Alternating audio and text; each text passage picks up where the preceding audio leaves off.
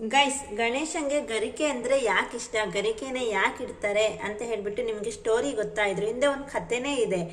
ಈ ಗರಿಕೆಗೆ ಯಾಕಂದರೆ ಗಣೇಶಂಗೆ ಇಷ್ಟ ಅಂದರೆ, ಗಣೇಶಂಗೆ ಯಾವಾಗಲೂ ಶನೇಶ್ವರನ ಕಾಟ ಇಲ್ಲ ಅಂತ ಹೇಳ್ತಾರೆ.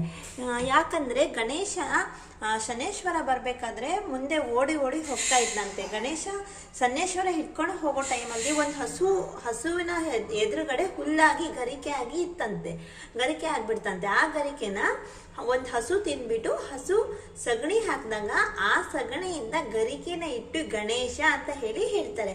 ಹಾಗಾಗಿ ಗಣೇಶ ಮಾಡಬೇಕು ಅಂದರೆ ಒಂದು ಸಗಣಿ ಉಂಡೆ ಮೇಲೆ ಗರಿಕೆನ ಇಡ್ತಾರೆ.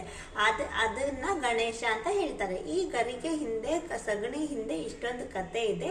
ಯಾರಿಗಾದ್ರೂ ಗೊತ್ತಿದ್ರೆ ಲೈಕ್ ಮಾಡಿ, ಹಾಗೆ ಶೇರ್ ಮಾಡಿ, ಸಬ್ಸ್ಕ್ರೈಬ್ ಮಾಡ್ಕೊಳ್ಳಿ.